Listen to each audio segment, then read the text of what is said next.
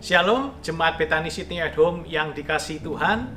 Hari ini adalah hari Minggu, tanggal 6 Desember, hari Minggu yang pertama. Dan sebagaimana biasa, setiap minggu yang pertama, kita mengadakan perjamuan yang kudus. Tidak terasa, kita sudah memasuki bulan Desember, bulan terakhir di tahun 2020. Mari kita siapkan anggur, roti dan anggur sebelum kita masuk dalam perjamuan kudus. Mungkin saat ini kita masih belum bisa mengadakan perjamuan kudus dalam ibadah utama, tapi kita terus berdoa supaya Tuhan kiranya memulihkan keadaan ini, sehingga pada suatu hari nanti kita bisa bersama-sama beribadah dan mengadakan perjamuan kudus di Powerhouse Museum. Bapak dan Ibu, 77 tahun yang lalu, seorang psikolog yang terkenal yang bernama Abraham Maslow, dia mengungkapkan suatu teori yang dinamakan dengan teori kebutuhan Maslow. Teori kebutuhan ini digambarkan dalam bentuk piramid, di mana kebutuhan manusia yang paling mendasar ada di bagian dasar piramid tersebut, dan kemudian kebutuhan-kebutuhan berikutnya ada di atasnya sampai dengan ujung piramid tersebut. Dan kebutuhan yang paling mendasar bagi manusia menurut dia adalah kebutuhan fisiologis, kebutuhan makan, minum, pakaian, tempat tinggal, kebutuhan untuk kita bisa bernafas dan menghirup udara, itu yang dinamakan kebutuhan fisiologis. Dan ini ada di dasar piramid itu, mengambil tempat yang paling besar, paling lebar. Diikuti dengan kebutuhan yang di atasnya, yaitu kebutuhan rasa aman, kemudian diikuti dengan kebutuhan untuk cinta kasih, disayang, kemudian kebutuhan dihargai orang lain, mendapat penghargaan dari orang lain, dan yang paling ujung piramid adalah kebutuhan akan aktualisasi diri ketika manusia tersebut sudah bisa mencapai kesuksesan di dalam kehidupannya. Dan teori ini berkata bahwa ketika kebutuhan manusia yang paling mendasar itu belum bisa dipenuhi oleh manusia, maka manusia itu tidak akan dapat termotivasi untuk dia bisa memenuhi kebutuhan-kebutuhan yang ada di atasnya. Jadi artinya, ketika manusia belum dapat mencukupi kebutuhan dalam hal makanan, pakaian, tempat tinggal, maka dia tidak akan sempat memiliki waktu untuk memikirkan bagaimana dia bisa memenuhi kebutuhan yang lain, seperti contohnya bisa membeli rumah, membeli mobil, ataupun pergi berekreasi. Jadi intinya Abraham Maslow mengatakan bahwa it is true that man lives by bread alone, bahwa manusia hidup dari roti saja. Sedangkan kita tahu Alkitab berkata yang sebaliknya, bahwa man does not live by bread alone. Manusia tidak hidup dari roti saja. Dan siapa yang mengatakan ini? Tuhan Yesus sendiri. Di dalam Matius 4 ayat yang keempat dikatakan bahwa ada tertulis, manusia hidup bukan dari roti saja, tapi dari setiap firman yang diucapkan dari mulut Allah. Bapak dan Ibu, Tuhan Yesus mengatakan hal ini ketika dia selesai berpuasa secara 40 hari di padang gurun, dan ketika itu dia merasa lapar karena dia adalah 100% manusia, dan iblis datang untuk mencobai dia, dan iblis berkata, kamu ubah itu batu menjadi roti. Tapi Tuhan Yesus berkata, tidak, manusia hidup bukan dari roti saja. Dan pada kesempatan yang lain, ketika Tuhan Yesus melihat banyak orang mengikuti dia berbondong-bondong ketika dia sedang mengadakan pelayanan, Tuhan Yesus berkata di dalam Yohanes 6 ayat 26-27, aku berkata kepadamu, sesungguhnya kamu mencari aku bukan karena kamu sudah melihat tanda-tanda itu, tetapi ketika kamu sudah makan dan menjadi kenyang, bekerjalah untuk makanan yang tidak dapat binasa, makanan yang bertahan sampai hidup yang kekal. Tidak ada yang salah Bapak dan Ibu ketika kita berusaha memenuhi kebutuhan kehidupan kita, kebutuhan dasar kita, untuk kita bisa makan, bisa minum. Tapi ketika ini sudah menjadi prioritas dan mengambil prioritas kita yang lain, ketika kita tidak lagi mencari Tuhan, kita tidak lagi mencari perkara-perkara rohani, kita tidak lagi bersekutu dengan firman-Nya, kita tidak lagi berdoa, maka itu ada yang salah dalam motivasi kita. Dan itu yang Tuhan Yesus tegaskan bagi mereka yang mengikuti dia pada waktu itu, bahwa kebutuhan manusia yang paling utama menurut Tuhan Yesus bukan hanya pemenuhan secara fisik, tapi adalah kebutuhan secara spiritual. Karena apa Bapak dan Ibu? Kita tahu bahwa kehidupan kita di dunia ini terbatas. Kita membutuhkan makanan, pakaian, tempat tinggal itu hanya untuk sementara waktu. Karena apa? Pengkhotbah 3 ayat yang pertama mengatakan bahwa untuk segala sesuatu ada waktunya, ada masanya. bahwa untuk apapun yang ada di bawah langit ada waktunya. Demikian juga dengan kehidupan kita. Suatu hari nanti kehidupan kita akan berakhir. Pertanyaannya sore hari ini, di manakah fokus kita saat ini? Ya, memang benar kita ada di dalam situasi yang istimewa, di mana kita hidup di tengah pandemi COVID-19. Tapi, bukankah kita harus terus memfokuskan perhatian kita, ya, segenap usaha kita untuk mencari perkara-perkara rohani. Ya. Lukas 12 ayat 29. Tuhan Yesus katakan, "Janganlah kamu mempersoalkan apa yang kamu makan, apa yang kamu minum, dan janganlah cemas hatimu," kata Tuhan Yesus. Di tengah situasi ini, Tuhan katakan, "Hai jemaat Betani sini, jangan cemas hatimu. Semua dicari bangsa-bangsa dunia yang tidak mengenal Allah. Tetapi Bapakmu tahu bahwa kamu memang membutuhkan semua itu. Carilah dahulu kerajaan Allah dan kebenarannya, maka semuanya akan ditambahkan kepadamu." Jemaat Betani yang dikasihi Tuhan, melalui perjamuan kudus sore hari ini, kita diingatkan bahwa prioritas kita adalah hal-hal yang rohani. Dan Tuhan Yesus katakan, jangan kita khawatir di tengah situasi ini, bahwa Bapa akan mencukupkan, Bapa akan mencurahkan berkat-Nya, pemeliharaan, kesembuhan, kesehatan, pemulihan dalam hubungan keluarga, pemulihan ekonomi. Ya, kita sungguh bersyukur sampai dengan hari ini. Begitu banyak kesaksian-kesaksian yang muncul dari jemaat bahwa mereka sungguh diberkati, mereka dilindungi, mereka mengalami mujizat, pertolongan, tanda ajaib. Bukankah itu menunjukkan bahwa Allah yang kita sembah adalah Allah yang luar biasa? Oleh karena itu, marilah jangan kita hanya memfokuskan kebutuhan secara fisik, tapi juga perkara-perkara yang rohani. Yohanes 6 ayat 51, "Akulah roti yang hidup yang telah turun dari surga. Jikalau seorang makan roti ini, ia akan hidup selama-lamanya. Dan roti yang kuberikan adalah dagingku." Bapak dan Ibu, Tuhan Yesus dengan jelas menegaskan bahwa hanya Dialah roti kehidupan itu.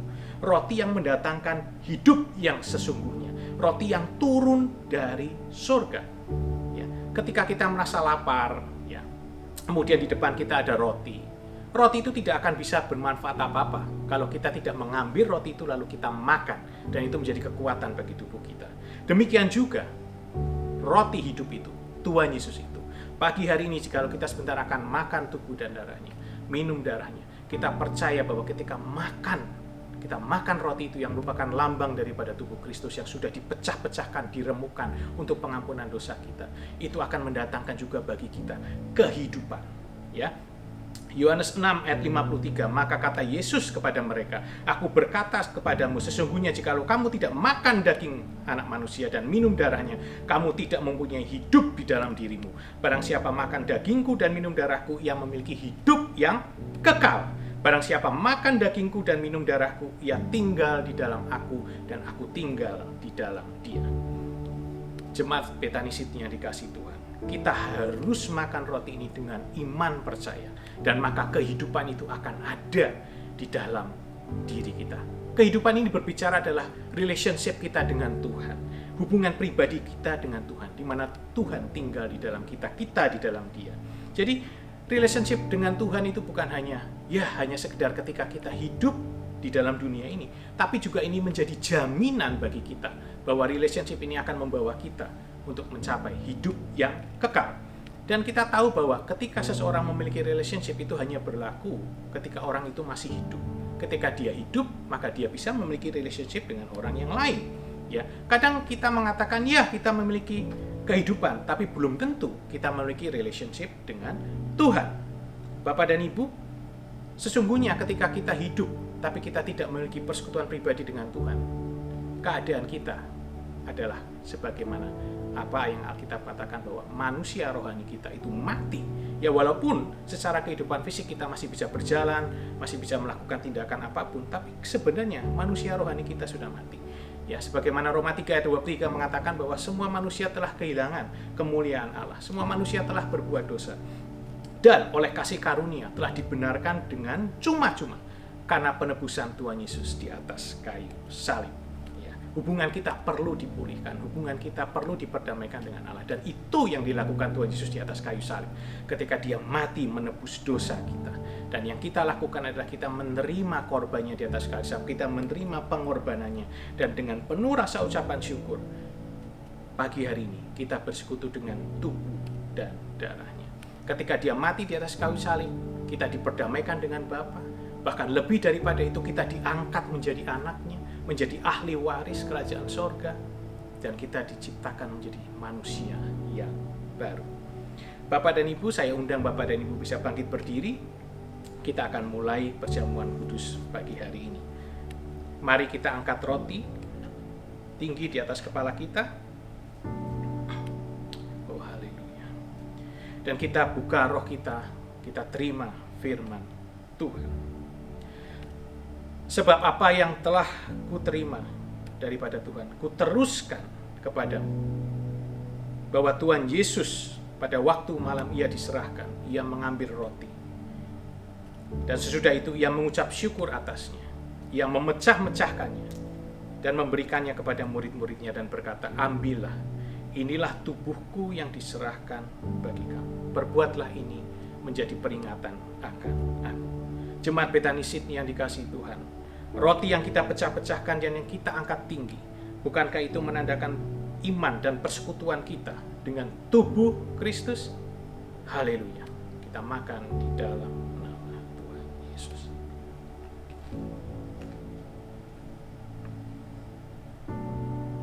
Terima kasih Tuhan, ketika kami makan roti ini yang adalah gambaran tubuh-Mu, maka ada kehidupan di dalam diri kami.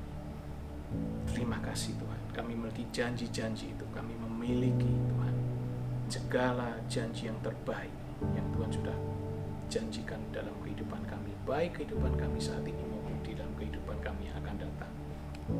Mari kita angkat cawan tinggi di atas kepala kita sebagai tanda penghormatan dan rasa ucapan syukur, dan kita taruh tangan kiri kita di dada kita, tempat di mana Roh Kudus tinggal, dan sebagai tanda segenap hati, segenap jiwa, segenap kekuatan kita mengasihi Tuhan. Haleluya, haleluya. Mari kita mengingat ketika kita mengangkat cawan ini bahwa tidak ada kasih yang lebih besar daripada kasih Tuhan Yesus bagi kita. Bukalah roh kita dan terimalah firman Tuhan. Demikian juga ia mengambil cawan sudah makan, mengucap syukur atasnya dan memberikannya kepada murid-muridnya, lalu berkata, minumlah dari cawan ini. Cawan ini adalah cawan perjanjian baru yang dimeteraikan oleh darahku, yang ditumpahkan bagi banyak orang sebagai pengampunan dosa. Perbuatlah ini setiap kali kamu meminumnya menjadi peringatan akan aku. Dan setiap kali kamu makan roti ini dan minum cawan ini, kamu memberitakan kematian Tuhan sampai Dia datang. Jemaat Betani Sydney yang dikasihi Tuhan, bukankah cawan berkat yang atasnya kita mengucapkan berkat, menyatakan iman dan persekutuan kita dengan darah Kristus? Haleluya. Kita minum bersama-sama di dalam nama Tuhan Yesus. Haleluya. Terima kasih. Mari kita sembah Dia.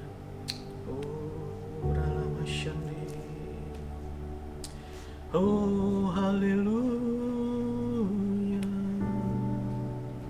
Terima kasih Tuhan. Terima kasih buat pengorbanan-Mu. Terima kasih buat kasih-Mu. Terima kasih Tuhan. Oleh kuasa darah-Mu kami dibenarkan, kami dipulihkan, kami menerima janji-janji-Mu. Terima kasih, kami mengasihi-Mu. Terima kasih Tuhan. Hiaramu kami menyembah-Mu. Terima kasih. Terima kasih Tuhan buat pagi hari, buat sore hari ini, di mana kesempatan kami masih boleh Tuhan bersekutu dengan tubuh dan darah-Mu Tuhan. Dan biarlah Tuhan kami mengambil komitmen untuk kami senantiasa memprioritaskan Tuhan. Kami mencari perkara-perkara rohani. Kami mencari perkara-perkara yang di atas, di mana Kristus berduduk dari sebelah tangan kanan Allah Bapa. Terima kasih Tuhan, terima kasih buat sore hari ini. Dan biarlah kami juga senantiasa Tuhan rindu untuk memiliki Tuhan karakter-Mu dalam kehidupan kami. Ketika kami makan roti dan minum darah-Mu Tuhan, ini menjadi kekuatan, ini menjadi Tuhan kehidupan bagi kami Tuhan. Dan kehidupan ini juga menjadikan meterai bagi kami bahwa kami memiliki kehidupan yang kekal bersama dengan Engkau. Terima kasih Tuhan, terima kasih. Di akhir ibadah perjamuan kudus ini ya Tuhan, kami mengangkat wajah kami mengangkat tangan kami. Segala pujian, kemuliaan, kehormatan hanya bagi nama Tuhan. Kami mengasihi Engkau dengan segenap hati, segenap jiwa, dan kekuatan kami. Kami percaya bahwa kami jemaat Betani, kami pulang, Tuhan, kami selesai dari ibadah perjamuan kudus ini, kami diberkati dengan berkat yang berlimpah-limpah dari Bapa di surga, dengan kasih karunia daripada Tuhan Yesus Kristus, dalam persekutuan yang manis dengan Roh Kudus, kuasa, mujizat, tanda ajaib, perlindungan, pertolongan, jalan keluar, itu akan menyertai kami, menjadi bagian hidup kami, mulai hari ini sampai Maranatha, sampai Tuhan datang yang kedua kalinya, dan sampai selama-lamanya. Jemaat yang diberkati Tuhan sama-sama katakan, amin, amin, amin.